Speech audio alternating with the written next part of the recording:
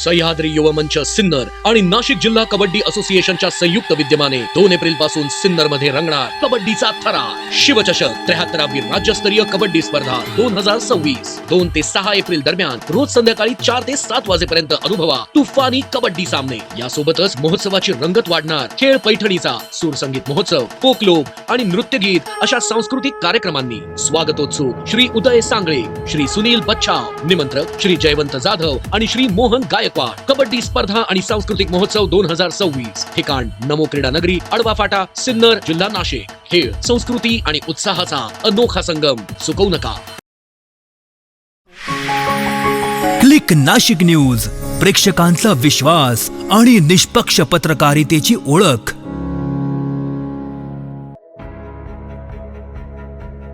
नाशिक शहराच्या विकासाला चालना देण्यासाठी महानगरपालिकेच्या अंदाजपत्रकीय महासभेत महत्त्वपूर्ण निर्णय घेण्यात आले।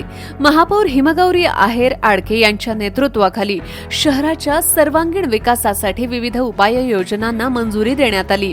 कर रचनेत सुधारणा करत गुंठेवारी भागांना कर जाळ्यात आणणं आणि व्यावसायिक करांमध्ये बदल करण्याचा निर्णय घेण्यात आलाय।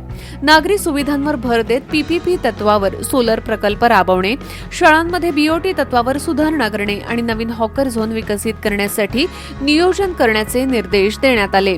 स्वर्गीय अजितदादा पवार यांच्या स्मारकासाठी जागा निश्चित करणं, दिव्यांग भवनात कवी गोविंद यांचा पुतळा उभारणं तसेच सर्व प्रभागातील मैदानांची जबाबदारी स्थानिक संस्था आणि एनजीओंकडे देण्याचा निर्णयही घेण्यात आलाय। याशिवाय पाणीपट्टीतील कर कमी करणाऱ्या अधिकाऱ्यांची चौकशी, सातपूर अपघात प्रकरणी संबंधित ठेकेदारावर फौजदारी कारवाई आणि आयटी व लॉजिस्टिक्स पार्कसाठी अंदाजपत्रकात तरतूद करण्याचं ठरवण्यात आलं। एकूणच शहराच्या पायाभूत सुविधा अधिक सक्षम करत विकासाला गती देण्यासाठी महापौरांनी ठाम आणि निर्णायक भूमिका घेतल्याचं या महासभेत दिसून आलंय। म्हणणं ऐकल्यानंतर काही उत्पन्नाचे स्रोत इथे सर्व पदाधिकाऱ्यांनी, सर्व सहकाऱ्यांनी इथे सांगितले आणि त्यामध्ये सगळ्यात पहिली जी मागणी आहे ते म्हणजे आपल्या सन्माननीय स्वर्गीय अजितदादा यांचा पुतळा जो आपल्याला बांधायचा आहे त्यासाठी जागा निश्चित करून आधी तो बांधला पाहिजे आणि त्यासाठी तरतूद सन्माननीय सभापतींनी धरली आहे। त्याचबरोबर कवी गोविंद यांचंही स्मारक जे आहे ते दिव्यांग भवन येथे आपण प्रस्ताव द्यावा असं मी इथे आपणास सांगते। दुसरा विषय इथे जो मांडला तो म्हणजे एक solar captive plant on PPP basis याचा एक विचार आपण नाशिकसाठी, संपूर्ण शहरासाठी करणार आहोत। त्याचबरोबर एक गुंठेवारी आपल्याला जी रेग्युलराईज करून त्याच्यात प्रॉपर्टी टॅक्स लावणं हे अतिशय गरजेचं आहे। ती छोटी घरं आहेत ज्यांना रेग्युलराईज व्हायचं आहे आणि ज्यांना आपल्याला टॅक्स भरायचा आहे त्यांनी ते करून घ्यावं। इलेक्ट्रिक पोल वायरिंग संदर्भात इथे सगळ्यांनी मांडणी केली आणि त्याच पद्धतीने जो काही ठराव 2020 साली आपण इथे दिलेला आहे त्यानुसार याची कारवाई करण्यात यावी।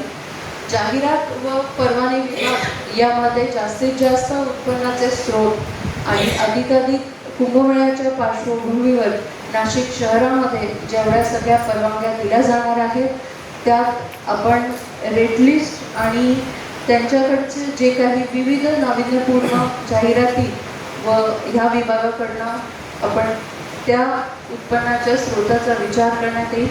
शाळा गुणवत्ता वाढीसाठी व इन्फ्रास्ट्रक्चरसाठी अधिक निधीची उपलब्धता इथे करण्यात येईल। त्याचप्रमाणे नाविन्यपूर्ण योजनेअंतर्गत बीओटीचा इथे उल्लेख करण्यात आला। त्यामध्ये आपण त्याची SOP एक इथे सादर करू। शहर वाढीनुसार नवीन हॉकर झोन तयार करणे हे क्रमप्राप्त आहे आणि त्यासाठी सुद्धा हॉकर झोन विकसित करणे व त्याच्यासाठी SOP तयार करणे। गावठाणासाठी खरं तर एक ब्लू लाईन रिव्हिजन आणि रेग्युलरायझेशनचा प्रस्ताव त्याची एक संबंधित कमिटी शासनाने खरं तर इथे स्थापन केली आहे। त्यांच्याकडे आपण प्रस्ताव सादर करून तो पाठपुरावा करणार आहोत। महाराजांनी ती सूचना मांडली।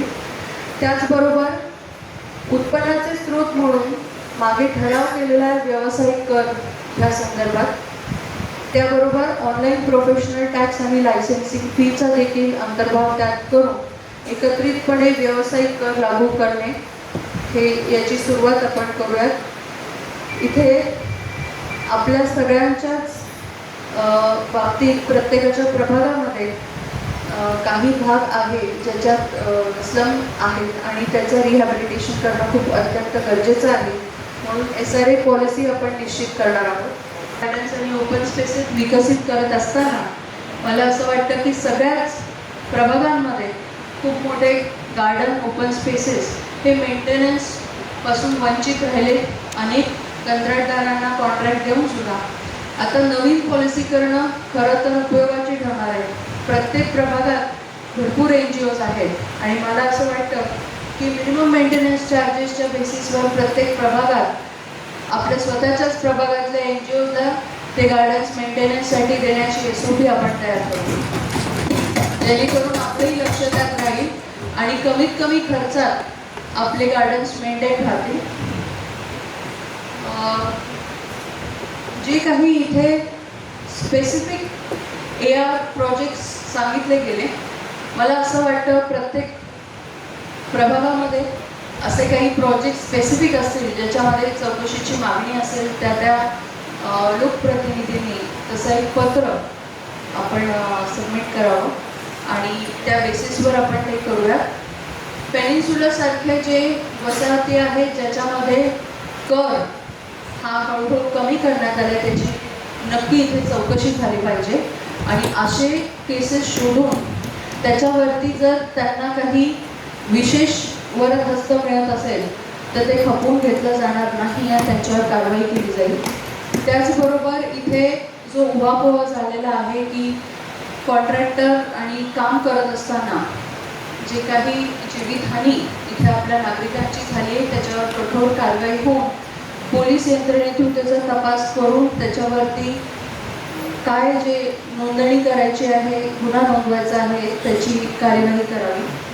त्याचबरोबर आता उत्पन्नाचे स्रोत इथे आपण त्याचा उहापोह करून झालेला आहे. त्याच इथे लॉजिस्टिक पार्क, IT पार्क देखील इथे डिस्कशनमध्ये आलेला आहे. त्यामुळे BOT, IT आणि लॉजिस्टिक्स याचा अंतर्भाव पुढे आपण या बजेटमध्ये करणार आहोत. त्याचबरोबर सन्माननीय स्थायी समिती सभापतींनी इथे जे बजेट सादर केले आहे त्यात दुरुस्तीसह मंजुरी देण्यात येत आहे.